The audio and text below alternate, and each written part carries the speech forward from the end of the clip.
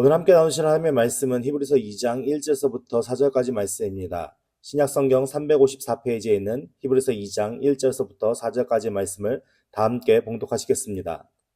그러므로 우리는 들은 것에 더욱 유념함으로 우리가 흘러 떠내려가지 않도록 함이 마땅하니라. 천사들을 통하여 하신 말씀이 견고하게 되어 모든 범죄함과 순종하지 아니함이 공정한 보응을 받았거든. 우리가 이같이 큰 구원을 등한히 여기면 어찌 그 보응을 피하리요. 이 구원은 처음 주로 말씀하신 바요 들은 자들이 우리에게 확증한 바니 하나님도 표적들과 기사들과 여러 가지 능력과 및 자기의 뜻을 따라 성령이 나누어 주신 것으로서 그들과 함께 증언하셨느니라. 아멘.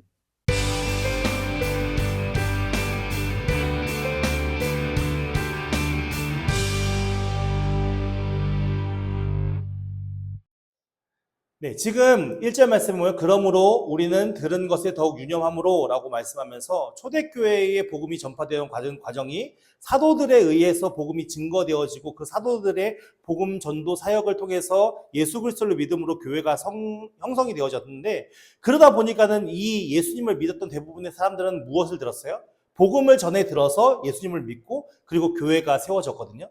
그러니까 이들이 어떤 누군가의 가르침 안에서, 사도들의 가르침 안에서 그들이 복음을 들었는데, 지금 이들이 집중해야 할 것은 무엇이냐면 환상을 보고 그리고 그 환상과 영적인 존재 천사를 보면서 그들이 그 영적인 존재를 봤다, 알았다, 깨달았다라는 우월감으로 믿음 생활을 하는 것이 중요한 것이 아니라 우리가 지금 갖고 있는 것이 무엇인지를 더 확실하게 유념하는 것이 중요하다라고 말씀하고 있습니다.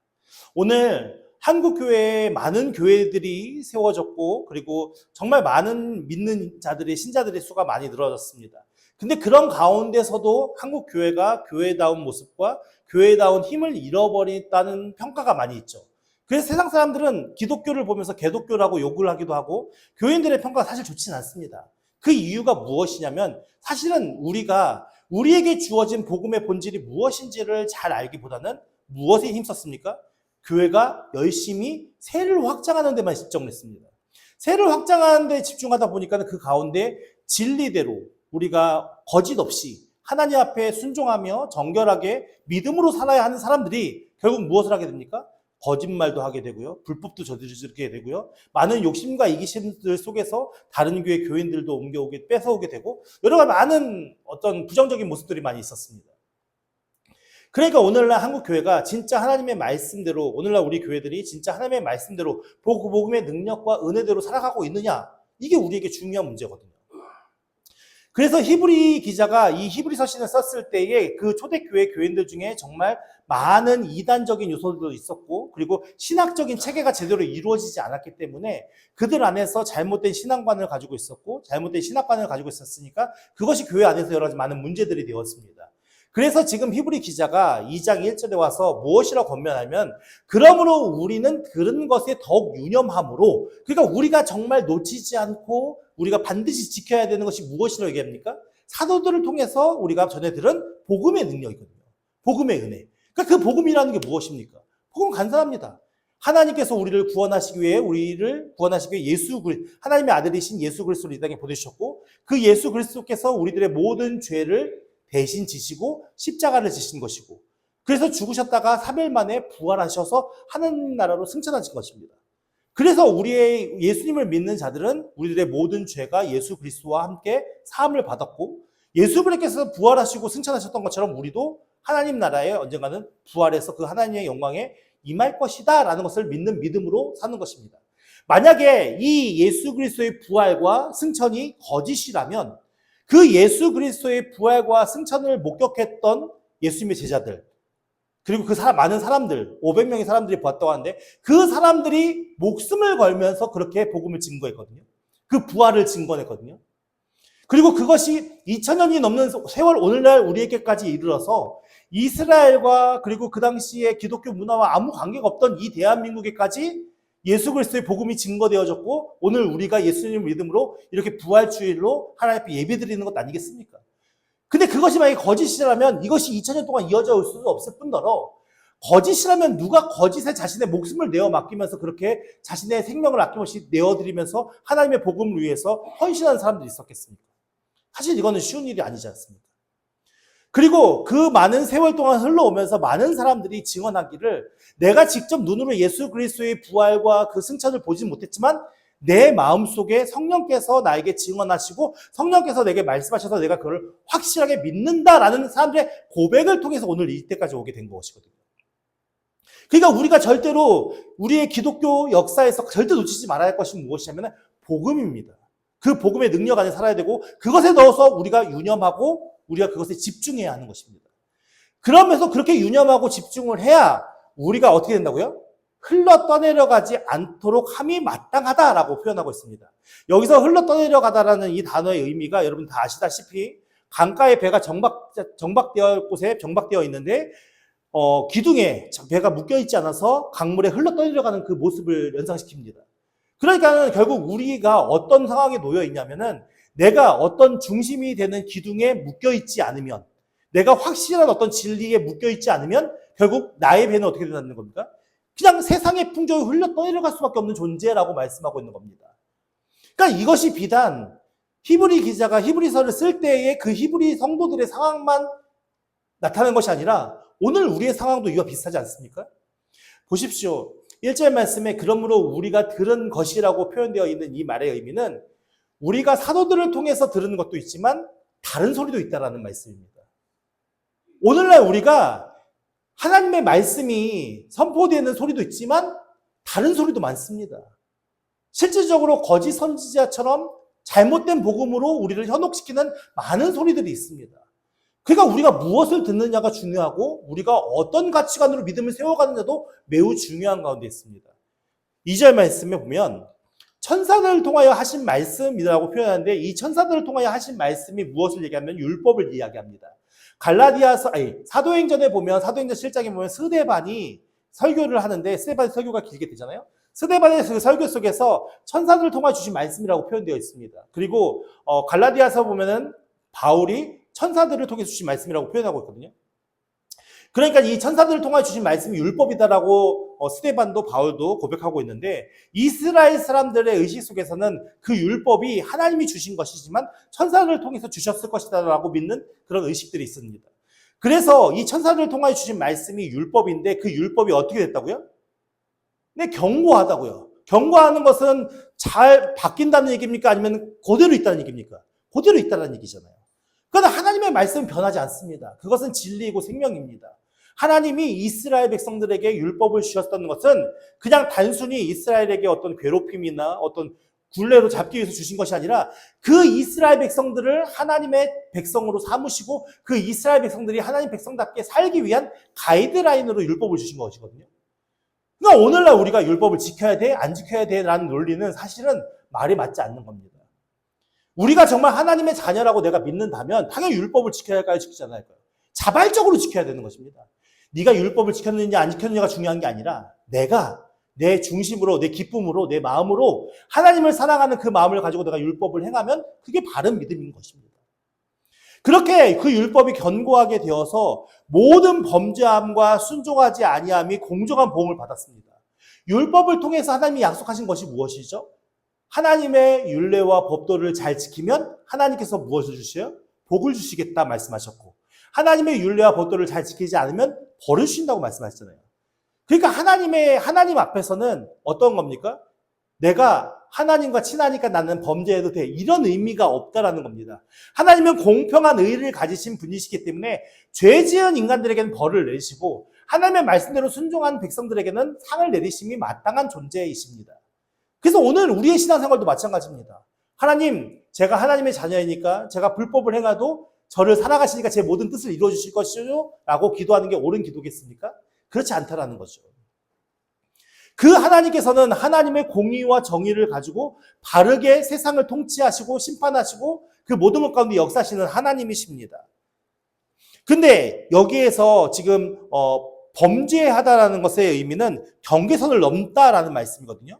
그러니까 경계선을 넘는 것은 율법과 양심에 따라서 우리의 마음속에 그어진, 우리의 삶 속에 그어진 하나님이 정하신 선이 있는데 그 선을 넘는 것을 이야기하는 겁니다. 그러니까 내 마음속에 양심과 율법이 하지 말아야 할 것임에도 불구하고 내 욕심과 이기심이 그것을 넘어서 행할 때 그것이 죄라고 말씀하는 겁니다.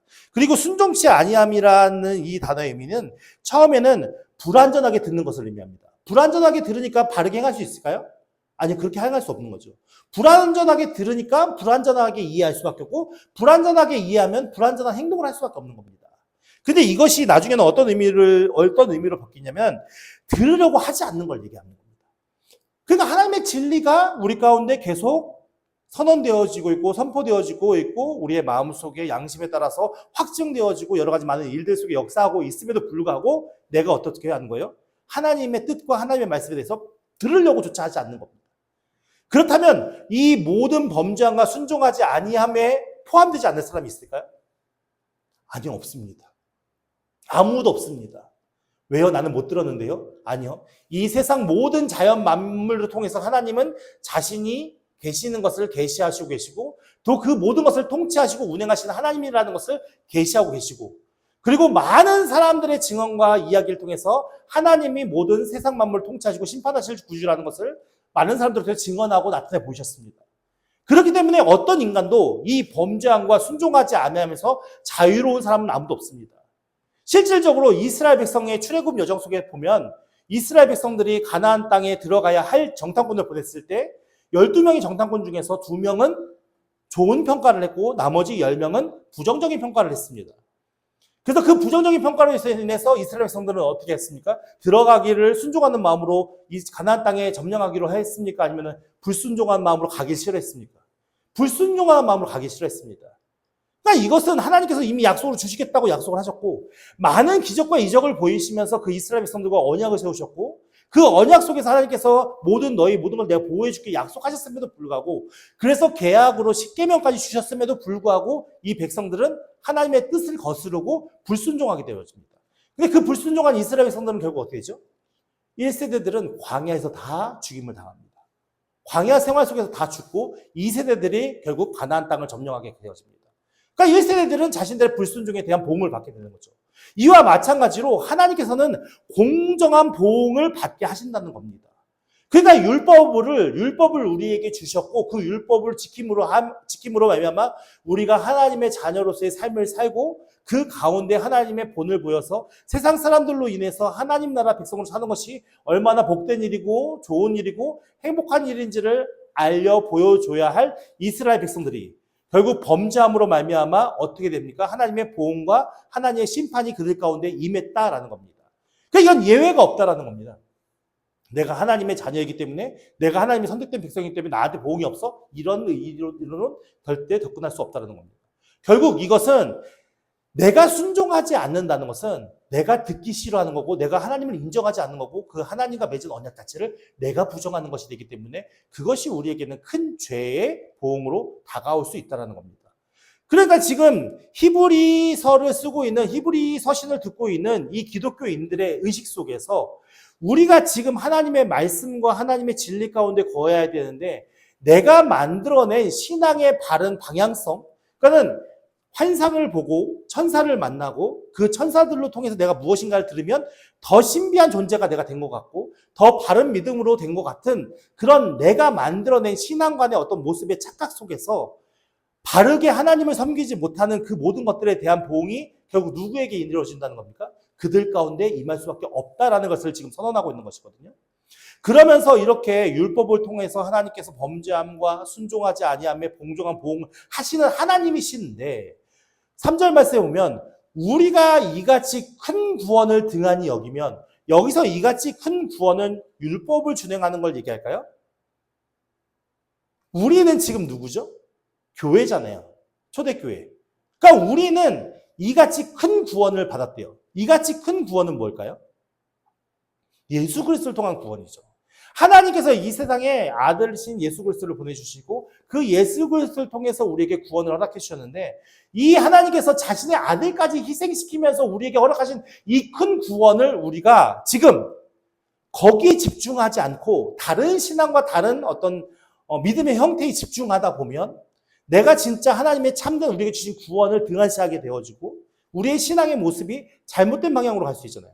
그것을 등한히 여기면 우리가 결국은 하나님께서 우리에게 주신 놀라운 희생의 은혜로 말미암아 우리에게 구원을 허락하셨는데, 그것에 대한 보응을 어떻게 피할 수 있겠냐 이것입니다.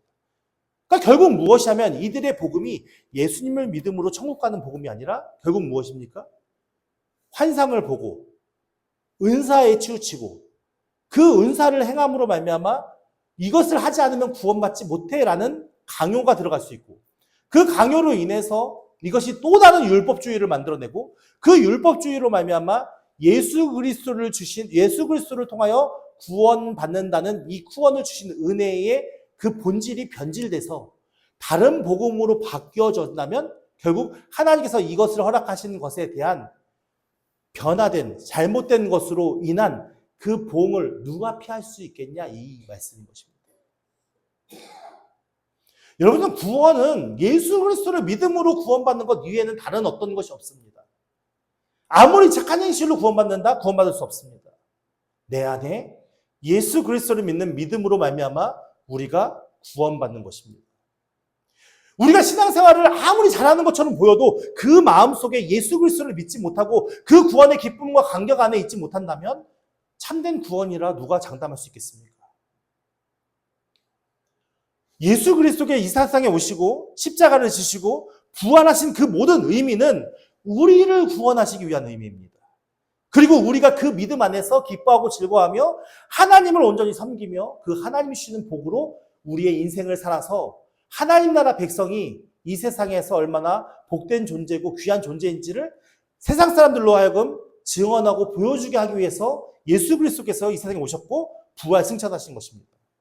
근데 오늘 우리가 그 예수 그리스도에 집중하지 못하고 그 하나님께서 창세로부터 예수 그리스도가 오실 때까지 어떻게 역사하셨고 또 예수 그리스도께서 이 세상에 오셔서 어떤 사역을 하셨고 또 앞으로 오실 예수님 앞에 교회들이 어떻게 세워져 가고 그 예수님이 어떻게 오실지를 바르게 이해하지 못하는데 우리가 환상을 봤다, 방언을 했다, 금식 기도를 했다, 내가 신유의 능력이 있다, 은사의 능력이 있다.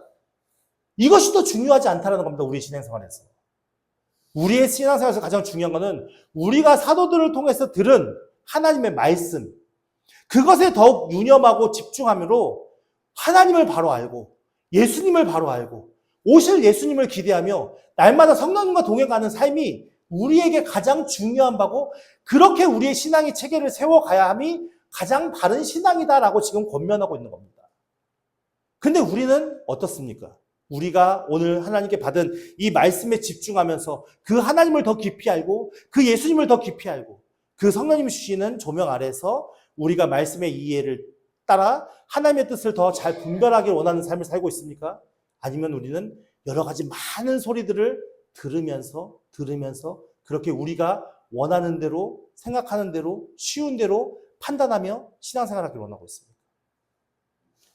결국 우리에게 전해주신 이 말씀에 유념하여 집중하지 않는다면 우리는 우리의 믿음을 기둥에 묶어놓은 배가 아니라 풀어놓은 배처럼 떠내려갈 수밖에 없을 것이고 그 떠내려간다는 것은 하나님의 입장에서 보면 우리를 구원하시기 위해서 자신의 아들까지 희생시키면서 죽임당하게 하시고 또 부활의 은혜로 역사를 보여주시고 또 그것을 믿는 많은 증인들을 통해서 우리를 구원하고자 애쓰셨는데 그 애쓰신 은혜에 우리는 어떻게 합니까? 배반하는 것밖에 되지 않는 겁니다. 오늘 우리가 말씀을 통해서 우리의 신앙의 어떤 모습들을 점검해 봤으면 좋겠습니다. 여러분 진짜 부활의 소망과 기쁨과 감격 아래 살아가고 있습니까? 여러분 어떤 것에도 흔들리지 않는 믿음으로 하나님 앞에 서 있으십니까? 우리 이게 중요합니다.